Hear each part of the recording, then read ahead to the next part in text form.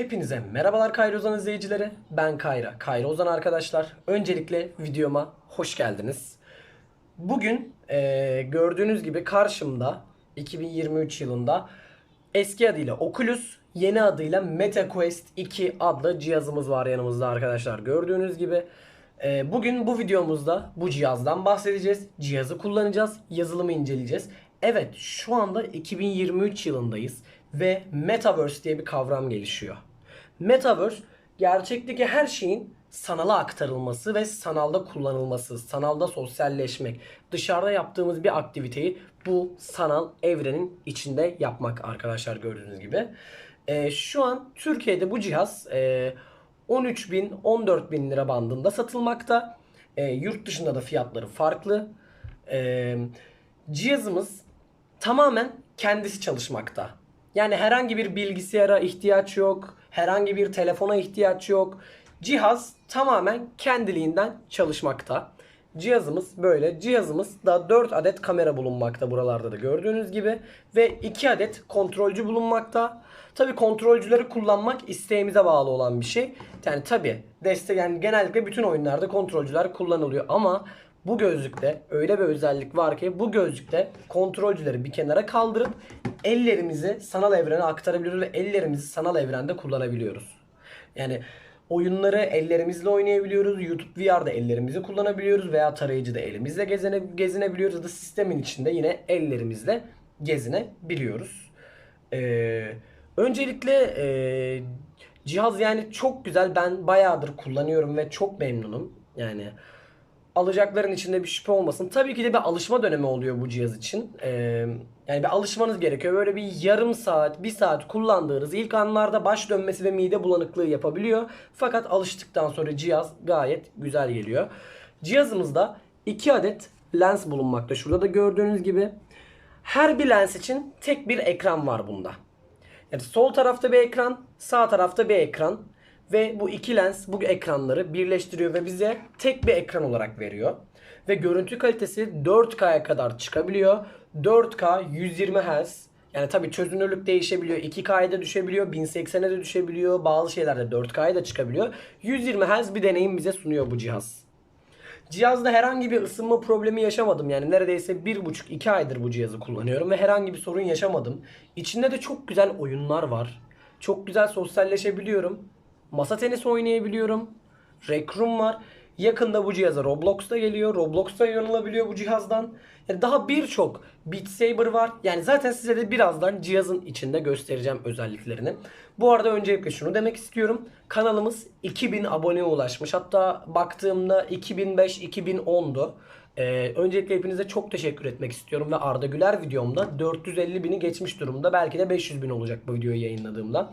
Hepinize çok teşekkür ediyorum değerli destekleriniz için. Tabii ki de yorumlara düşüncelerinizi de belirtebilirsiniz. Neler çekmemi istiyorsanız ya da ne tür içerikler üretmemi istiyorsanız ya da birlikte video çekmek isterseniz bana da aşağı yazabilirsiniz önerilerinizi, şikayetlerinizi. O zaman fazla lafı uzatmadan sizi gözlüğün içine aktarıyorum. Evet, şu anda da gördüğünüz gibi MetaQuest 2 adlı gözlüğün içine daldık. Bir sanal evrendeyiz. Aynamda kendimi görüyorum, gördüğünüz gibi. Ellerim var. Parmaklarımı algılayabiliyor şöyle koyduğumda tetiklere. Düğmeler var gördüğünüz gibi. Yani çok garip bir hissiyatı var öncelikle. Yani şu soruyu soranlara şu şekilde yanıt vermek istiyorum. Cihaz gerçekten gerçek hissediyor mu? Yoksa yani gerçek hissettiriyor mu? Ya da dümdüz sadece ekrana bakıyoruz. Yani başımız mı ağrıyor? Önceki şu soruya net bir şekilde yanıt vermek istiyorum. Hayır, ben gerçekten bu cihazın içindeyim ve bir derinlik hissiyatı var. Yani başım dönebiliyor aksiyonlarda. Hani şunu yakınlaştırınca böyle bir garip hissediyorum. Şuralara yakınlaşıp bakabiliyorum. Saat kaç? Uygulamalar var, ayarlar var gördüğünüz gibi. Yani çok garip. Mesela şu an bir dünyanın bir yerin içindeyim. Gördüğünüz gibi karşıda dağlar var. Bir kanyon diye geçiyor herhalde gördüğünüz gibi. Ve bakın buranın içinde yürüyebiliyorum. Gözlükteki 4 kamera, yükseklik sensörleri ve Sixtof denilen özellik sayesinde alanın içinde gezebiliyorum, bakın gördüğün gibi. Tabii ki de kendime bir alan çizdim. Benim bir güvenli alanım var. Bilmiyorum gözüküyor mu videoda. Ben bu alandan dışarıya çıkmaya çalıştığımda beni gözlük uyarıyor. Yani şöyle bir korkunuz olmasın. Ben bunu takarım, yanlışlıkla bir yere vurarım, kırarım ya da televizyona falan dalarım. Öyle bir şey yok. Bir alan var ve bu alan bizi uyarıyor. Deneyimimizi duraklatıyor. Alanın dışından çıktın, lütfen güvenli alanına tekrardan yaklaş diyor. Çok güzel bir ortam var. Yani gerçekten çok garip hissettiriyor ve gözlükte 3D ses, uzamsal ses. Yani 3D hoparlör bulunmakta 3 boyutlu. Yani sağdan, arkadan, üstten, önümden, altımdan gelen sesleri bana gerçekten aşağıdan, sağımdan, solumdan geliyormuşçasına hissettiriyor. Mesela şu bulunduğumuz ortamı değiştirebilirim şu an mesela. Hemen şuradan ayarlar kısmına gideyim. Kişiselleştirme diyeyim ve ne yapayım mesela bir uzay istasyonunda olayım şu anda. Gerçekten çok garip. Tabii ki de gözlükle ilgili veya alacak veya başka bir marka gözlük ya da bilgisayarlar için bir gözlük de alacaksanız yorumlarda bana sorularınızı sorabilirsiniz. Sizlere yardımcı olabilirim. Tabii ki de benim bu kullandığım gözlüğü telefona takılan o 30 veya de şu anki piyasayla 100 liralık yani telefona takılan o gözlüklerden sanmayın. Bu apayrı bir şey. Bunda Sixtof var. Yani o telefon takılan VR gözlüklerinde derinlik hissiyatı yok ve Tridof. Yani ben bu şekilde böyle yaklaşamıyorum veya geriye gidemiyorum. Sadece olduğum yerde robot gibi sağa sola bakabiliyorum, yukarı aşağı veya arkama bakabiliyorum. Bu kadar. Ama Sixtof denilen gözlüklerde bu şekilde yaklaşabiliyorum, geriye gidebiliyorum ya da alanımda bakın gezebiliyorum. Benim alanım çoksa ben istediğim yere gezerim. Buradan dışarıya bile çıkarım. Ya da şu şekilde şöyle de gezinebiliyorum. Mesela alanım yeterliyse masaya kadar şunu bile geçip yaklaşabiliyorum. Gerçekten inanılmaz bir deneyim yani. Nasıl desem çok garip hissettiriyor. Gözlüğün arayüzünden eğer ki bu gözlüğü alacaksanız şöyle sizlere arayüzünü göstermek isterim. Bu kısımda profilim var. Saat, internet, şarjı, bildirimler, çeşitli uygulamalar, mağaza, kamera, ayarlar. Burada son kullandığım uygulamalar. Mesela hızlı ayarlar diye bir bölüm var. Burada sesi kapatıp açabiliyorum. Parlaklığı açıp kısabiliyorum. Ya da gözüm ağrıyorsa mesela gece modunu açabiliyorum. Ekran sarılaşıyor. Rahatsız etmeyeyim var. Gerçek görüntüyü açarsam kameralardan bana dışarıyı, gerçek hayatı gösteriyor. Wi-Fi var, internete bağlayabiliyorum. Sınır var. Bluetooth var. Bluetooth kulaklığınızı veya bir Xbox ya da PlayStation ya da uyumlu Bluetooth kontrolcülerinizi de bağlayıp bazı oyunları, desteklenen oyunları oynayabiliyorsunuz. Sorun veya öneriniz varsa onu da buradan bildirebiliyorsunuz. Gözlüğümün şarjı, elimdeki kontrolcülerin şarjı. Şurada ışıklı bir şekilde yazıyor. Burada da yazıyor ve burada da %100 var. Kontrolcüleri herhangi bir şekilde şarj etmiyoruz kabloyla. Kontrolcülerimize bir adet pil takıyoruz. İsterseniz şarj edilebilir, isterseniz piyasadaki pillerden alıp takabiliyorsunuz. Gözlüğümüzün normal Type-C denilen yani yeni nesil şarj aleti cihazların normal telefon şarj aleti ile gözlüğü şarj edebiliyoruz. Yani herhangi bir şekilde tekrardan aklınızda şöyle sorular kalmasın. Bilgisayarsız yani direkt alıp kafanıza takıp kullanabiliyorsunuz. Bu kadar basit. Wi-Fi'ye bağlayıp. Bir sürü de içinde oyun var mesela. Çıkalım şöyle oyunlara bakalım. Mesela mağazası var. Mağazasına bakabiliriz gözlüğün. Buradan paralı oyunları indirebiliriz. Ben internetten ücretsiz indirdim oyunları çünkü gördüğünüz gibi 30 dolar 24 dolarlık fiyatlar sunuluyor daha Türkiye için.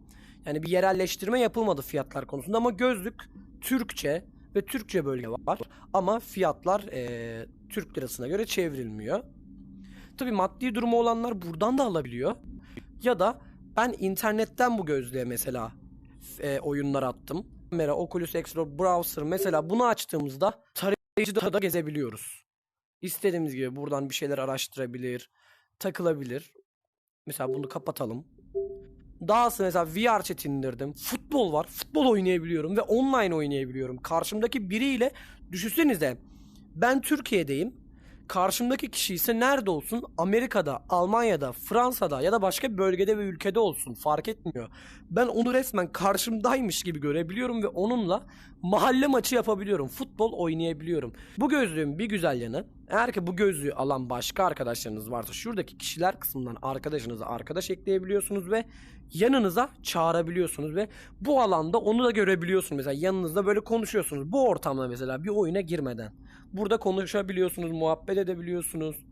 Arkadaşınız çok uzakta olsa bile özlem giderebiliyorsunuz. Mesela bilgisayardan buraya oyunlar attım. Yakında bunun da videosu gelir. Gözlüğe APK ile de uygulama indirebiliyorsunuz. Telefonunuzdaki uygulamaları aynen internetten nasıl APK indiriyor biliyorsanız buna da indirebiliyorsunuz. Mesela edit programı var.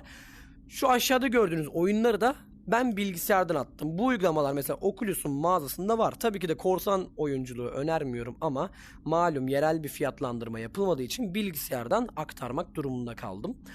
Tabii ki de mesela bu olay için ayrı bir video yapacağım. Tabii ki de mesela ben oyunları direkt USB ile bağlayarak oyunları direkt gözlüğün içine attım ve bilgisayara tekrardan ihtiyaç duymadım.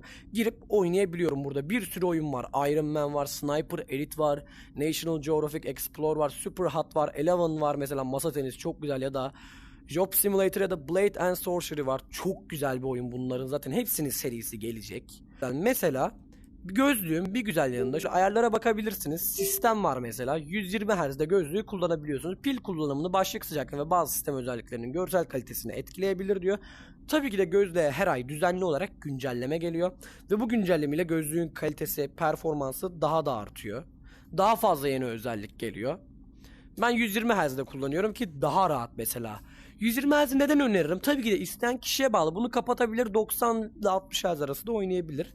Ben neden kullanıyorum? Mesela başımı aniden sağa sola çevirdiğimde bana rahatlatıcı bir şekilde bu döndürüyor. Ama bunu kapattığımda tabii alışırsanız size daha rahat hissettirir sonradan. Ama bunu kapattığımda böyle sağ sol yaptığım böyle biraz da baş döndürüyor. Daha böyle bulanık yani mide bulandırıyor. Gördüğünüz gibi ses ayarları var. Kamera var, dil ve bölge var, Türkçe, saat, klavye, Quest Link var. Mesela bu gözlüğün güzelliği mesela. Hani gözlüğü alıyorsunuz mesela bilgisayarınıza da bağlayıp kullanabilirsiniz. Bilgisayarınızda mesela Steam var. Steam VR uygulamalarınızı bu gözlüğü isterseniz Link kablosuyla bağlayabiliyorsunuz. Tabii ki de o da ayrı satılıyor, almanız gerekiyor ya da kablosuz bir şekilde direkt buradan Quest Link'i başlat diyerek bilgisayarınıza kablosuz bir şekilde bağlayabiliyorsunuz gözlüğü. Ve mesela bir güzel özellik daha. Bazılarınız kumandayla sever, bazılarınız kumandasız sever. Mesela bu kumandaları şimdi şöyle yere bırakacağım. Şöyle bir dakika, alanımı dışarıyı görmem gerekiyor. Şöyle bıraktım kumandaları ve şimdi bakın. Ellerimi bu arada bilerek kameramı koymadım ekrana. Hani tam bir şekilde görün ekranı. Tabii ki de oyun serilerinde isteğe bağlı koyabiliyorum. Mesela gördüğünüz gibi ellerimi de sanal gerçeklikte kullanabiliyorum. Bir dakika. Şunu şöyle yapacağım. Ekranı şöyle televizyon gibi yapmışım. Çoklu pencereyi kapatayım. Evet, mesela direkt dokunup kullanabiliyorum mesela ellerimle. Desteklenen uygulamalarda mesela şöyle sesi kapatıp açabiliyorum. Wi-Fi'ye, Bluetooth'a girebiliyorum. Gece modu aç kapat.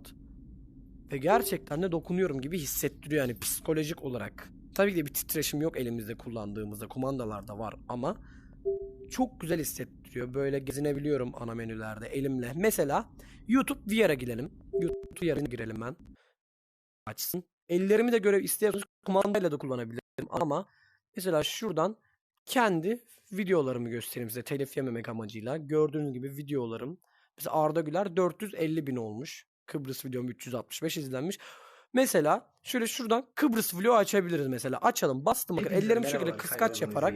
Ben Kayra. Şunu şöyle kapatayım. Evet. Başlıktan da Kaliteyi de şuradan en yüksek alabilirim ya da dilersem alt yazıları açabilirim. Bir sürü. Bu arada benim videolarımı bir sürü alt yazıda da izleyebilirsiniz. İngilizce, Fransızca, İspanyolca, daha birçok dile videolarım çevriliyor. YouTube'u da böyle oturarak da bu gözlüğü tabii kullanabilirsiniz. Oturarak videoyu izleyebilirsiniz mesela. Ekran boyutunu eğimli de yapabiliyoruz. Şöyle hafif kıvrımla. Ekran boyutunu orta olmasın da çok büyük olsun, anladınız mı? Mesela görüyorsunuz kocaman dev bir ekranda YouTube'da gezinip videoları izleyebilirim. Gerçekten çok güzel YouTube VR'da mesela. Mesela ellerimle de olan oyunlar var mesela. VR chat'i elimle oynayabiliyorum. Mesela Vacation Simulator var. Onu da elimle oynayabiliyorum. Çok güzel. Mesela hemen kontrolcülerimi tekrardan alayım ve sizlerle birkaç oyuna göz atalım isterseniz. Beat Saber'dan başlayalım. Beat Saber oyunundan. Çok güzel bir oyun. Mesela solo diyelim. The Weeknd'den çalabiliriz. Tabi telif yemezsek. Mesela The Weeknd diyelim. Mesela şu şekilde bu müziği The Weeknd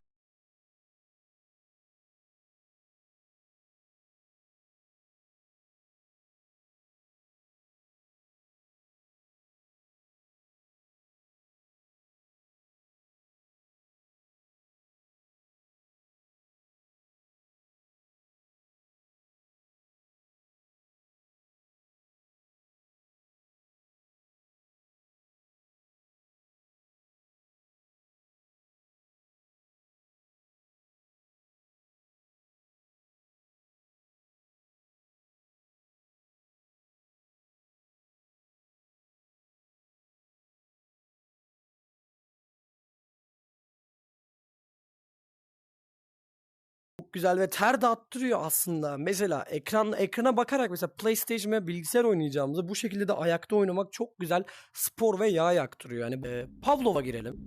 Training diyelim şöyle. Shooting range. Atış yerine geçelim. Şöyle birazcık mesela. Bir atalım bunu öncelikle. Şu an yani çok garip hissediyorum. Başım dönüyor. Tabii ben alışığım. Şöyle şunu mesela. Etkileşime geçebiliyorum mesela. Oraya kadar uzaklaştırdım da çok uzak. Mesela ne alalım şuradan? Şöyle tabancayı alalım. Şu şekilde de kumandadaki tuşlara basarak mesela şarjörünü çıkardım. Buradan aldım. Şarjör taktım. Ve kumandadaki titreşimler var. Aynı PlayStation 5 kontrolcülerinde olduğu gibi de titreşimler ve dokunsal geri bildirimler var. Çok güzel hissettiriyor mesela. Muhtemelen siz görüntüyü sağ gözümden görüyorsunuz. Sol gözümden değil de. O yüzden hani ben şöyle soldan tutarsam birazcık daha size yana doğru gösterebilir mesela. Şu şekilde. Şöyle. Şöyle iki elimle de tutabilirim.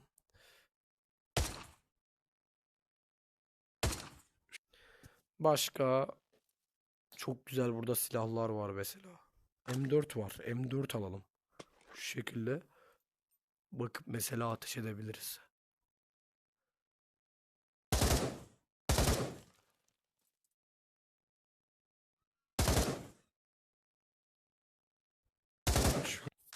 Hemen bir maça girdik. Çatışmanın ortasında hemen vallahi başladık. Offline bir maç açtı. Tabii online maç da yani atabiliyorsunuz. Bomba çözüp imha etmeli, zombi. Daha birçok mod var. Mesela biraz başlayalım o zaman.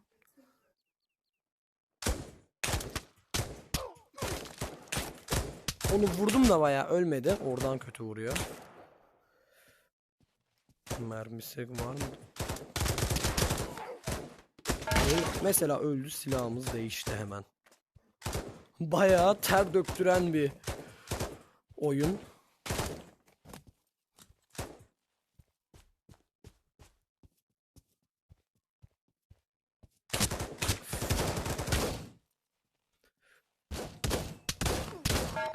O da öldü, bize güzel bir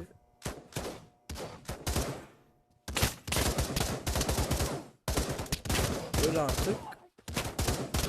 Öldü. Oo, Kalaşnikov verdi. AK. Aa. Kilimi çaldı. Düşsenize. Yaşta Atari'yi deneyimleyen ile şu an sanal gerçeklik VR deneyimleyen neslin arasındaki farka bakar mısınız? Çok garip. Bir 10-20 yıl sonra da başka hangi teknolojiyi konuşuyor olacağız? Ya da hangi hayatı konuşuyor olacağız? Çok garip. Oh, sonunda vurdum ya. Şöyle hemen şuradan koşalım. Şöyle aksiyonu yapalım biraz. Oh, öldürdüm. Çok iyi, çok iyi, çok iyi. Şuraya bakalım, adam var mı? Var. O da öldü. Son bir tane daha adam öldürelim. Bu oyundan da çıkalım. Olabilir. Onu da öldürdük. O zaman şu silahı da şöyle atalım. Masa tenisi açalım. Şu an gördüğünüz gibi masa tenisi oyununa girdim. Menüye erişerek şuradan buna join diyerek, arkadaşlarım da var. Buradan join diyerek online multiplayer, online bir kişiyle mesela şu şekilde atamadım. Masa tenisi oynayabiliyorum. Çok garip. Size kasıyor olarak gösterebilir ama ben de gayet akıcı bir deneyim sunuyor. Ben 120 Hz'de çok akıcı bir görüntü alabiliyorum. Şu şekilde top sektirebiliyorum. Titreşimler de topun gerçekten elime düştüğü hissiyatını veriyor. Mesela şimdi bir başlayalım mesela. Karşımda bir bot var.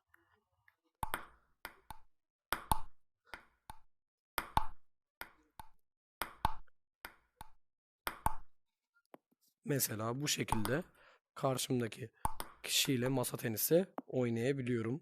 Ta kaç kilometre uzaklıktaki kişiyle birimiz kanka bir gelsene ya oynayalım yapıp masa tenisi oynayabiliyoruz yani. Bu şekilde. Sizleri çok güzel bir manzarayla baş başa bırakacağım şimdi. Bring Traveler uygulamasına gireceğim. Çok güzel karşımızda harika bir manzara olacak gerçekçi. O zaman size hemen oraya da daldırıyorum. Mesela şu anda harika bir gerçekçi manzaranın karşısındayım. Mesela yürüyebiliyorum ve aşağımda çok bir manzara var. İşte derinlik hissiyatı denilen şey mesela aşağının gerçekten şu an bana olduğunu hissettiriyor yani. Düşecekmiş gibi böyle dengem bozulmaya başlıyor. Mesela yürüyebilirim şöyle. Şöyle yürüyelim mesela yerden bir taş alalım. Etkileşime geçebiliyoruz. Şöyle taşı atıp geri tutabilirim diğer elime. Allah şöyle alamadık. Allah şöyle. Şuradan alalım. Biraz geri gel. Mesela taşı aşağı atalım.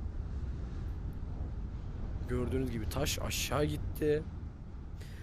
Herkesin aklındaki soruyu buradan yürüyerek atlayabilir misin sorusuna. Vallahi denedim. Şu an sınırımdan da çıkacağım bu arada. Bayağı yürüdüm ama burada bir kırmızı sınır var gördüğünüz gibi. Oyun izin vermiyor aşağı atlamama. Ee, Çok güzel gezinebiliyorum. Harika bir doğa manzarası var. Ya da bir sürü daha. Burası Amerika'ymış. Sonra şöyle ellerimde mesela Norveç var. Norveç'te indirip bunu da kullanabiliyorum. Çok garip bir hissiyat veriyor. Mesela buranın içinde de böyle değişik dağ var ama böyle 3 boyutlu yani. Çok garip hissediyor. Ekranda size de öyle gösteriyorum videoda bilmiyorum. Bu kanyona gidelim. Travel diyelim. Şu anda çok garip bir alanın içindeyim. Şöyle gezelim. Neredeyim ben? Mesela ellerimi şuraya dokundurduğumda bana dokunsal geri bildirim titreşim veriyor ve gerçekten dokunup vurduğumu hissediyorum. Şöyle gezinelim. Mesela akşama da alabiliyoruz. Burayı 28 derece. Şöyle. Giriş yok herhalde. Sadece böyle bir alanmış. Mesela VR Chat diye bir uygulamamız var. Ellerimi kullanabiliyorum yine kumandaları bırakarak hemen o zaman kumandaları bırakayım. Ellerimi algıladı gördüğünüz gibi. VR Chat uygulamasına da giriş yapalım o zaman. Evet şu anda VR Chat oyunundayım. Bu oyunda da çok güzel sosyalleşebiliyoruz. Değişik oyunlar oynayabiliyoruz. Ve mesela şu an kumandayla değil de ellerimle oynuyorum gördüğünüz gibi. Bak parmaklarımı özgürce hareket ettirebiliyorum yukarı aşağı. İstediğim hareketleri yapabiliyorum. Mesela şöyle kapatabiliyorum. Ve tabii ki de nasıl yürüyorum elimle? Şu orta parmağımla baş parmağımı birleştirip şöyle ileriye doğru götürerek yürüyebiliyorum. Bunda da sağ elimle de aynı hareketi yaparak sağ veya sola bakınabiliyorum. Tabii ki de bakın yürüyebiliyorum. Algılıyor yürümeme. Bu şekilde. Mesela. Mesela etkileşime geçebilirim şunlarla. Alarak mesela şöyle yumruk yapsam.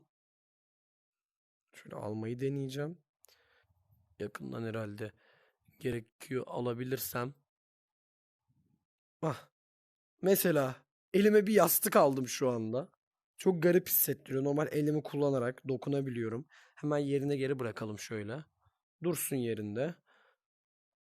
Mesela ben galiba Spider-Man'im bir yandan. Kollarımı, vücudumu gördüğünüz gibi. Mesela bir ayna karşısına geçelim aslında. Gördüğünüz gibi ayna karşısındayım. Ellerimi görüyorsunuz. Şöyle ellerimi hareket ettirebiliyorum. Hareketimi böyle kendimi yaklaşabiliyorum ekrana. Ellerimi koyabiliyorum. Çok güzel. Kendi avatarımı görebiliyorum yani. Şu şekilde ana menüye erişerek şuradan World diyelim. Buradan bir sürü yerlere de evlere gidebiliyoruz. Sahile gidebiliyoruz. Spider-Man oynayabiliyoruz, ağ atabiliyoruz. Tabii de kumandayla oynamam gerekiyor. Tabii bazı şeyleri elimizde oynayabiliyoruz destekleyenleri. Ama mesela Spider-Man olup uçmak için kol gerekiyor. O hareketi gördüğünüz gibi yapabiliyorum. Belki bu uygulamayı mesela elimle oynayabiliyorum ama bazı uygulamalar desteklemiyor. Lütfen kontrolcüleri alın diye uyarıyor. Uygulamaya girdirmiyor. Mesela bunda el takip desteği olduğu için ellerimle VR adlı oyunu oynayabiliyorum mesela. Siz de beni arkadaş ekleyebilirsiniz. VR adım burada gördüğünüz gibi. Bu da böyle değişik, güzel bir oyun. Tabii de daha çok uzun olacak. Gösteremiyorum tamamıyla. Şöyle gezip yürüyebiliyorum. O zaman buradan da çıkayım. Gördüğünüz gibi bir tatil alanındayım. Tatil yerindeyim. Şöyle gezinebilirim. Manzaraya bakabilirim gördüğünüz gibi. Mesela şuradaki ışıklar, lambalar sallanıyor. Hamak var. Ayna var ya da yine aynadan kendimi görebilirim. Şu an aynaya yakın değilim. Şöyle geçsek aynadan kendimi görebiliyorum. Yine alanımı değiştirebiliyorum. Bir sürü özellik var. Her ay düzenli olarak güncelleme geliyor gözde. Mesela başka neye girebiliriz? Şöyle bak. Mesela Netflix var. Netflix hesabınız varsa ya da tarayıcının Disney Plus'a girerek Disney Plus veya Exxen de izleyebiliyorsunuz ya da Bein Sports, Bein Connect. Mesela Netflix'e giremiyorum ki direkt telif yiyorum. İzin vermiyor hiçbir şekilde, Netflix arayüzünü göstermiyor. Zaten video kaydı göstermiyor. Bunun da lafını açmışken buna benzer bir uygulama var. Big Screen diye sinema salonunda istediğimiz videoları, istediğimiz filmleri izleyebiliyoruz. Hemen Big Screen uygulamasına da bir giriş yapalım. Şu anda da gördüğünüz gibi Big Screen'deyim. Bir sinema salonundayım ve önümde kocaman bir ekran var. Disney Plus'a girebilir, YouTube'a girebilir veya buradan bilgisayarıma da bağlanıp çok güzel bir şekilde kullanabilirim. Buradan tabii ki de ek şeyimi de değiştirebiliyorum. Hemen My Room diyelim. Buradan Environment. Buradan ev seçebilirim mesela. Bizi eve götürdü. Ev ekranındayım. Modern sinema, retro sinema, büyük grand sinema. Bir sürü sınıf, lobi, rezidans. Çok güzel araba sineması. Ve güzel olan şey de mesela arkadaşlarınızla davet edip arkadaşlarınızla birlikte aynı ortamda, aynı ekrandan bir şeyler muhabbet ederek izleyebilirsiniz mesela. Social kısmına, yani sosyal kısmına girdiğimizde Popular Public Rooms var. Burada insanlar gördüğünüz gibi Jumanji Next Level 3 boyutlu izliyorlar ve o kadar güzel gösteriyor ki 3 boyutlu, yani resmen önüme sıçrıyor. Ama gösteremiyorum tabii ki de teliften dolayı. Matrix izleyebiliriz. Tekrardan yine kendi videomu açayım size. Mesela Disney Plus hesabında ya da Twitch'ten canlı yayında izleyebilirsiniz. Büyük, kocaman sinema yerinde. Mesela YouTube'a giriş yapalım hemen. Mesela YouTube'a da giriş yapıyoruz. Bize gördüğünüz gibi YouTube'u açıyor. Gördüğünüz gibi kanalımdayım. Buradan mesela ne açayım bu sefer? Kıbrıs değil de paramotor açayım.